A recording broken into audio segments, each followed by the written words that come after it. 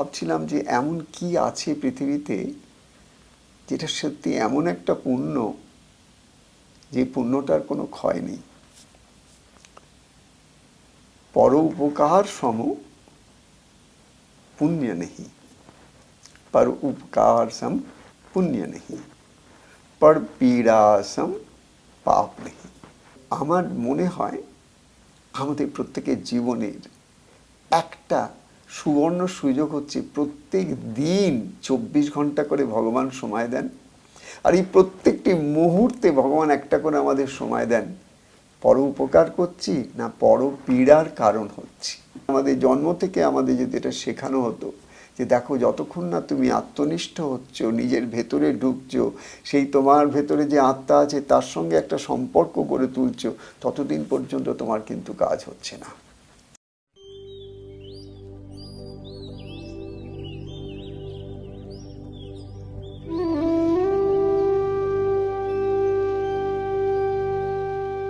नाथाय नमो नमः। ओम गुरुर्ब्रह्मा गुरुर्विष्णु गुरुर्देवो महेश्वरः, गुरुः साक्षात् परब्रह्म तस्मै श्री गुरवे नमः। न गुरोरधिकं न गुरोरधिकं न गुरोरधिकं, गुरुकृपा हि केवलं गुरुकृपा हि केवलं गुरुकृपा हि केवलं।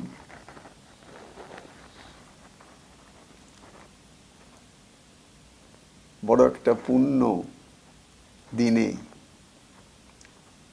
অদ্ভুতভাবে সংযোগ। আমি কিন্তু জানতাম না, বা জেনে যে আমাদের এই দিনটা স্থির হয়েছিল আর কেউ জানলেও আমি কিন্তু জানতাম না। আমি যখন জানতে পারলাম যে ও মা, আমার সকলের সঙ্গে দেখাবে ঠিক অক্ষয় তৃতীয়ার দিনে, এত আনন্দ হলো, এত আনন্দ হলো। স্বয়ং সিদ্ধ এই দিনটা এত শুদ্ধ, এত পবিত্র যে এই দিনের যে সবথেকে সুন্দর নামটা অক্ষয়। অক্ষয় কি? যার কোনো ক্ষয় নেই, যার কোনো ক্ষয় নেই, যেটা অক্ষয় অব্যয়, যার কোনো ব্যয় নেই, ক্ষয় নেই, যেটা ক্ষয়িষ্ণু নয়, সেই অক্ষয়। কি অক্ষয় হোক আমাদের জীবনে, আমাদের জীবনে আমাদের সুখ শান্তি আনন্দ, সব রকম স্বাচ্ছন্দ্য। You talk about the prosperity, you talk about the peace, you talk about the wellness, for anything and everything. এই দিনটাকে আমরা এমনভাবে দেখি যে এই দিনটাই সব জিনিসটাকে আমাদের কাছে এমন করে নিয়ে আসে একটা সুযোগ, যে এই দিনটাকে আমরা কিভাবে প্রতিটা মুহূর্তে এমন কিছু স্মৃতি তৈরি করতে পারি, এমন কিছু ভাব আমরা আমাদের মনের গভীরে গ্রথিত করতে পারি, যাতে করে সেগুলো অক্ষয় হয়ে থেকে যায়। আমার মনে আছে ছোট্টবেলা থেকে আমার মা আমাকে কিন্তু আজকের দিনটা মায়ের ভীষণ স্পেশাল ছিল। She used to be so excited যে অক্ষয় তৃতীয়া, অক্ষয় তৃতীয়া। তো আমি ছোটোবেলা থেকে অক্ষয় তৃতীয়া এটা আমি খুব শুনে এসেছিলাম। আর মা বলতো এই দিনে যে যা দান করে, যে যা পুণ্য করে, সেগুলো অক্ষয় হয়ে থেকে যায়। এইটুকুই শুনেছিলাম, এইটুকুই জেনেছিলাম। তো আজকে ভাবছিলাম যে এই যে অক্ষয় পুণ্য, এমন পুণ্য কর্ম আছে যেগুলো সাধারণত সব জায়গায় প্র্যাকটিসড। এই দিনই সবাই কিছু দান করে, একটু সোনা টোনা কেনে প্রসপ্যারিটির জন্যে, বা যে যেমন পারে দান করে, এইগুলোই সব। কিন্তু আজকে আমি ভাবছিলাম যে এমন কি আছে পৃথিবীতে যেটা সত্যি এমন একটা পুণ্য, যে পুণ্যটার কোনো ক্ষয় নেই। আমার মনে হলো সেই পুণ্যটা হচ্ছে সেটাই যে এই পৃথিবীতে মানুষের শরীর নিয়ে এসে ধর্মের পথে থাকা। ধর্মের পথে খালি থাকাই নয়, ধর্মটা কি সেটাকে আগে বোঝা। এবং সেটা বুঝতে গিয়ে আমি যেটা সহজতম সংজ্ঞা বুঝেছি, সেটা হচ্ছে পর উপকার সম পুণ্য নেহি। पर उपकार सम पुण्य नहीं, पर पीड़ा सम पाप नहीं। জীবনের সবথেকে বড় যেটুকু আমার ধারণা হয়েছে যে এই যে বিশ্বজুড়ে মানুষকে আমরা সবসময় দেখি না, দেখবে যে মানুষটা অন্যের জন্যে জীবনটাকে সব সময় অর্পণ করে রেখেছে, অন্যের সুখের জন্য, অন্যের আনন্দের জন্যে কত রকম ত্যাগ স্বীকার করেছে সেই মানুষটা হয়তো জন্ম থেকে মৃত্যু পর্যন্ত তার কতটা সুখ বা কতটা তার স্বীকৃতি বা ততটা তার স্বীকৃতি, এইগুলো কতটা কি হলো সেটা আলাদা কথা, কিন্তু এই মানুষকে কিন্তু কেউ কোনো ভুলতে পারে না। কিন্তু যে মানুষটা কেবল একটা স্বার্থপরের জন্য নিজের সুখটুকু, নিজের স্বাচ্ছন্দ্যটুকু, নিজের পরিবারটুকু, নিজের ভালোটুকুই বুঝে কেবল সব কিছুকে হোল্ড করলো, সব কিছুকে নিজের কাছে করার চেষ্টা করলো, পাওয়ার, কন্ট্রোল, মানি, এভরিথিং, তাদের জীবনে দেখা যায় যে সেই সুখ, শান্তি, আনন্দটা সাময়িক হলেও স্থিতি নয়, তার মধ্যে একটা স্থিতিশীলতা থাকে না, তারা সেটাকে ধরে রাখতে পারে না, একটা সার্টেন টাইমের পরে আস্তে আস্তে ওটা ফিজল আউট হয়ে যায়। কিন্তু যারা উপকার সামা এমন করে মানুষের জীবনটাকে ধর্ম চাইছে দেখতে, যেখানে মানুষ অন্যের জন্যে, হাউ, তুমি যখনই দেখো আরেকটা মানুষ কেউ তোমাকে কিছু বলছে, তুমি দেখবে তুমি যখন মন দিয়ে তার কথাটা শুনবে না, সেই মানুষটা খুব খুশি হবে। সে হয়তো ভুল বলছে কি ঠিক বলছে, কত সুন্দর বলছে, কত ওয়ার্ডস অফ উইজডম বলছে, কি একটা অতি সাধারণ কথা বলছে, এটা কথা নয়। সব থেকে বড় জিনিস যেটা হচ্ছে তোমার অ্যাটেনশনটা, তোমার অ্যাটেনশনটা দিয়ে তুমি যে মানুষটাকে শুনছো না, তুমি জানো না সেই মানুষটার তুমি কতটা উপকার করছো। এমনও তো হতে পারে এই মানুষটার মনের মধ্যে ছিল আমার কথা তেমন করে কেউ শোনে না। গতকাল আমাকে একজন লিখেছে যে আমি একটা মানে ইলেকশনের ডিউটিতে যারা 85-র ঊর্ধ্বে যাদের বয়স হয়ে গেছে তাদের ঘরে ঘরে গিয়ে তাদের ভোটের ব্যাপারে কিছু কাজ তিনি করেছেন। তো সেখানে যখন গেছেন, এই যে 85-র ঊর্ধ্বের বয়সের যে বৃদ্ধাদের সঙ্গে ওনার দেখা হলো 35 জনের, ফিরে এসে উনি কেবল কাঁদছেন, কেঁদে আমাকে উত্তর দিয়েছে। কি লিখছেন যে বাবা আমি এরকম 35টি ফ্যামিলিতে আমি গেলাম, গিয়ে দেখলাম কীরকম যেন তারা একাকী জীবনযাপন করছে, তাদের দুঃখের কোনো শেষ নেই। এই যে তাহলে সারাটা জীবন একটা মানুষের, কিন্তু মানুষের তো একটা বৃদ্ধ অবস্থা প্রত্যেকটা মানুষেরই আসবে, এটা তো অস্বীকার আমরা কেউ করতে পারি না। প্রত্যেকটা মানুষের একটা সার্টেন টাইমের পর তার বৃদ্ধ অবস্থা আসবে, কিন্তু বৃদ্ধ অবস্থায় তার কতটা একাকিত্ব আসবে, বৃদ্ধ অবস্থায় তার কতটা দুঃখ আসবে, সেগুলো তো আমরা তো কিভাবে আজকের দিনে বলবো, কিন্তু সেটা কালে বলে। এই যে এত মানুষ পৃথিবীতে আছে যারা একাকিত্বে ভুগছে বা নানা রকম মানসিক অবসাদে ভুগছে বা মানসিক কষ্টে ভুগছে, আমাদের কর্তব্য, ন্যূনতম কর্তব্য আমি মনে করি আমাদের প্রত্যেকের জীবনে, সেটা হচ্ছে যে আমরা কি পারি না তাদের কাছে কি একটু সময় দিতে, আমরা কি পারি না তাদের কথাগুলো একটু শুনতে, just to give your ears to somebody, that itself is a great gift, I'm telling you. মানুষ যখন তার মনের কথা উজাড় করে আর কাউকে বলতে পারে না, তার ভেতরটা অনেকটা খালি হয়ে যায়, জায়গা হয়, সেখানে ঈশ্বরের আশীর্বাদ ঢুকতে পারে। ওই চাপা ভেতরে অনেক দিন থাকতে থাকতে তার ভেতরে কে যেন গুমড়ে গুমড়ে কাঁদে, আর সেই কান্নাটা আর কেউ শুনতে পাক আর না পাক, তোমার গুরু, তোমার ইষ্ট নিশ্চয়ই শোনেন, কিন্তু কিছু করার থাকে না। তার কারণ যখন তোমার সময় ছিল তখন তো হয়তো তুমি সেই কর্মগুলো করতে পারোনি যে কর্মগুলো তোমাকে একদিন এই প্রোটেকশনটা দেবে।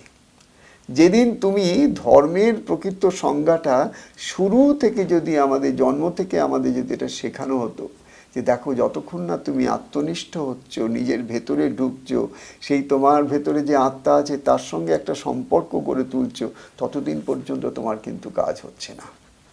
তোমাকে ভাবতে হবে একটাই জিনিস, যারা তোমার বাইরের থেকে তোমার সাথে সম্পর্ক গড়ে রয়েছে, এরাই কি প্রথম, এরাই কি শেষ? নাকি তোমার আর একজন কেউ আছে যার সঙ্গে তোমার সম্পর্কটা যদি গভীর থেকে গভীরতম না হয়, তাহলে কোনো একটা সময় এমন হতে পারে বাইরে যাদের নিয়ে তোমার সংসার, যাদের নিয়ে তোমার এত ধারণা যে তুমি এই করেছো তাই করেছো, এই পেয়েছো তাই পেয়েছো, যদি কখনো হারাতে হয় তখন কি হয়? তখন সেই মানুষের জীবনটা কেমন হতে পারে? Because that's also a part of life. তো এখানে আমি এইভাবে জিনিসটাকে দেখার চেষ্টা করছি যে আমার মনে হয় আমাদের প্রত্যেকের জীবনের একটা সুবর্ণ সুযোগ হচ্ছে প্রত্যেক দিন 24 ঘন্টা করে ভগবান সময় দেন, আর এই প্রত্যেকটি মুহূর্তে ভগবান একটা করে আমাদের সময় দেন। পর উপকার করছি না পর পীড়ার কারণ হচ্ছি, পর উপকারের কারণ হচ্ছি না পর পীড়ার কারণ হচ্ছি, আমার মাইন্ডসেটটা কোথায়, পজিটিভ লাইটের দিকে আছে না কিছু ডার্কার মেমোরিজের দিকে আছে, আমি কোথায় মনটা দিয়ে রেখেছি। এই যে অবস্থাটা, এই অবস্থাটার মধ্যে দিয়ে প্রত্যেকটা মানুষই কিন্তু যায়, এবং যতক্ষণ না পর্যন্ত একটা মানুষ তার নিজের মনের সঙ্গে সময় কাটায়, মনকে বোঝার চেষ্টা করে, তার নিজের মনের সঙ্গে তার একটা পরিচিতি ঘটে, তার মনের সঙ্গে তার একটা বন্ধুত্ব হয়, সে যখন মনকে যখন সঙ্গ দেয়, তার সাথে থাকতে পারে, বসে থাকতে পারে, কেবল সে আর তার মন। মন যদি প্রলাপ বকে যাচ্ছে তাহলে তবুও তাকে সঙ্গ দেয়, মন যদি তাকে ভালো কথা শুনে যাচ্ছে তবুও তার সঙ্গ দেয়। এই যে মনের সঙ্গে তুমি তোমার নিজের একটা সঙ্গ গড়ে তুললে, যেটা মনোচলো নিজে নিকেতনে বইটার পাতায় পাতায় লেখা হয়েছে, যে তুমি সবার আগে তোমার প্রকৃত বন্ধুকে চেনো। সে বন্ধু বাইরে নয়, সে বন্ধু তোমার বাইরে নয়, তার কারণ বাইরের সব বন্ধু যদি বন্ধু হতো তাহলে এই 35 জন যে বিভিন্ন বৃদ্ধ বৃদ্ধাকে দেখে এলেন মা আমার, এসে আমাকে যে রিপোর্টটা করছেন যে এদের দুঃখের যেন কোনো শেষ দেখলাম না বাবা, তাহলে সেসব বন্ধু তো তার সারা জীবন কত এসেছিল, তারা কোথায় গেল সব? তার মানে কি, কিছু না কিছু এটা একটা প্রমাণ দিচ্ছে আমাদের কাছে যে আমরা আমাদের ভবিষ্যৎটাকে দেখতে পাই না, কি হচ্ছে না হচ্ছে, কিন্তু বর্তমানটাকে দেখতে পাই। আর সেই বর্তমানে আমরা কে কি কর্ম করে চলেছি সেই অনুসারে কিন্তু ভবিষ্যৎটা রচনা হয়ে যাচ্ছে আপনা থেকেই। অক্ষয় তৃতীয়ায় আমরা এইটুকু যেন বোঝার চেষ্টা করি যে আমরা সেই কর্মগুলো যেন প্রত্যেক দিন করতে থাকি, যে কর্মগুলো যদি অক্ষয় হয় তার থেকে আমার অক্ষয় ফল আসবে। সে অক্ষয় কি? একটা ইটারনাল পিস অ্যান্ড হ্যাপিনেস। আমি এমন কিচ্ছু করব না যাতে করে আমার জীবনে আমার মনে কোনো দুঃখ আসতে পারে, আমি করব না, আর কেউ আমাকে করতে পারে, আর কেউ আমাকে দুঃখ দিতে পারে, আর কেউ আমাকে অবমাননা করতেই পারে, আর কেউ আমার ভালো গুণগুলোর দিকে না তাকিয়ে আমার মন্দ কোথায় কি আছে সেগুলো পিক করে আমাকেই থ্রো করতে পারে, এগুলো সব হতে পারে। আমার যে আমি আছি সে আমিকে ওই জায়গায় আমি এভরিডে ট্রেনিং দেব, ব্রেইনটাকে ট্রেনিং দেব, আমার ইন্টারনিউরাল যে প্যাথওয়েজগুলো আছে সেগুলোকে অর্গানাইজ করব যে না সবাই সব কিছু করবে, কিন্তু আমি কি করব? আমি ধর্মের পথে থাকবো। ধর্ম কি? ধর্ম হচ্ছে যে অর্ডারই এত বড় একটা একটা বিরাট একটা বিশ্বের সব কিছু নিজের নিজের জায়গায় গভর্ন হচ্ছে, আমার শরীরের কোটি কোটি কোষগুলো পর্যন্ত নিজের নিজের জায়গায় নিজের কাজ করে চলেছে। কে গভর্ন করছে এটা? এই যে শরীরে আমার কোটি কোটি সেলস কাজ করছে, যেটা নিয়ে আমি কথা বলছি তুমি শুনছো, এই যে একটা অদ্ভুত একটা সিম্ফনি, একটা অদ্ভুত একটা অর্কেস্ট্রা, কত রকম ইনস্ট্রুমেন্ট বাজছে, কত কিছু হচ্ছে, এত কোটি সেলস তাদের নিজের নিজের কাজ করে যাচ্ছেন, পারফেক্ট হারমোনি অ্যান্ড সিঙ্ক্রোনাইজেশন। কে করছে এটা? কি করে সম্ভব এটা? যত আমরা এগুলোকে ভাববো না তত আমাদের মাথাটা ঝুঁকে যাবে সেই বিরাট যিনি সব কিছুর মধ্যে বেপে আছেন, যাকে আমরা বিষ্ণু বলেছি, কৃষ্ণ বলেছি, কালী বলেছি, দুর্গা বলেছি, এক একটা নাম দিয়েছি। ফাইনালি ওই সত্যটাকে, ওই যে সত্যটাকে যিনি আমাদের কাছে নিয়ে এসে কথা বলে, মুখ দিয়ে কথা বলে বারবার আমাদের রিমাইন্ড করেন। কি রিমাইন্ড করেন? যে don't seek outside, you will not find. Seek inside, and one day you will find the revealed truth revealed unto you. This is not a truth that you can learn. This is not a truth that you can somehow acquire from books or from lectures. একটা এমন সত্য কি সত্য? তোমার মনের সেই প্রশান্ত ভূমিটা একটা এমন ভূমি যেখানে দিনের পর দিন একটু একটু করে মেডিটেশনের চেষ্টার মধ্যে দিয়ে শ্বাসের সঙ্গে যোগ করতে করতে করতে, মনের সঙ্গে যোগ করতে করতে করতে, বুদ্ধিকে একটু একটু করে নির্মল করতে করতে একটা দিন সময় আসবে, কোনো না কোনো দিন যেদিন তুমি জানো না, সেদিন হঠাৎ দেখবে তোমার মনটা কিছুক্ষণের জন্য হলেও শান্ত হলো। ওই শান্ত মনের মধ্যে তোমার যে একটা পার্সোনাল, অ্যাবসলিউটলি পার্সোনাল লেভেলের তোমার যে একটা এক্সপিরিয়েন্স, মন যখন হঠাৎ চুপ করে যায়, তখন তার যে একটা অদ্ভুত অনুভূতি, সেইটাকে পাওয়ার জন্য আমরা সারা জীবন ছটফট করছি, কত কিছু এক্সপেরিমেন্ট করছি জীবনে যে কিসে গেলে আমি একটু মনে শান্তি পাই, hundreds and thousands of searches, কিন্তু আলটিমেটলি দেখবে যে একমাত্র সেই কিন্তু খুঁজে কিছু পায় যে কেবল বাইরে তাকায় না, যে ভেতরের দিকে তাকায়। তাই হচ্ছে অত সুন্দর একটা কথা আছে না, when you look outside you dream, when you look inside you awake।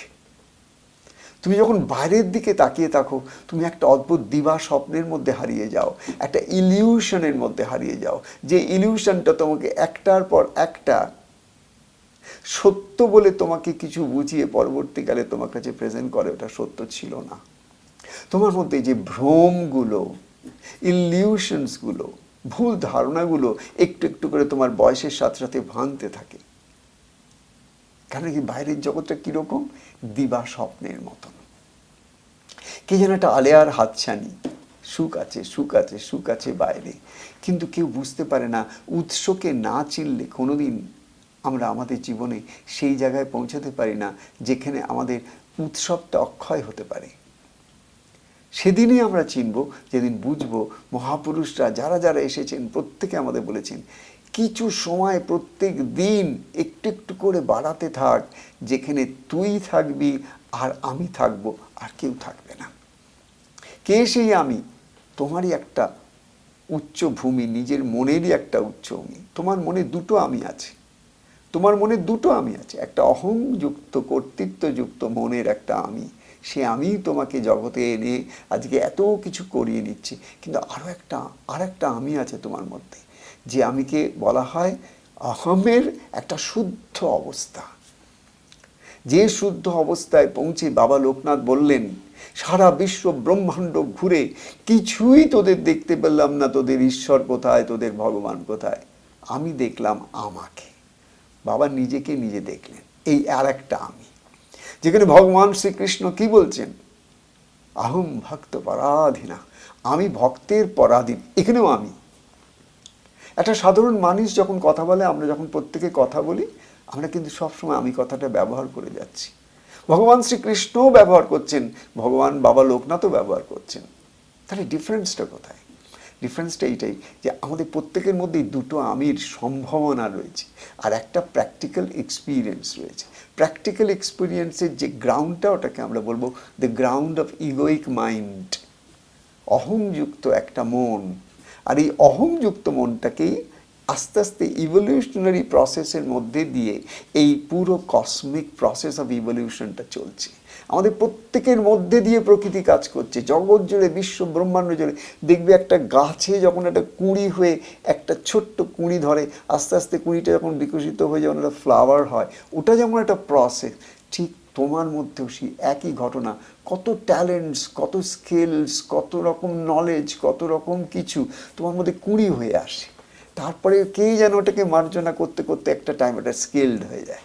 ওটাই তোমার একটা অদ্ভুত একটা ধারণা হয়ে যায়, সেটা দিয়ে তুমি আরও বড় হতে পারো। তো তোমার মধ্যেও একটা দিব্য সম্ভাবনার বীজ আছে।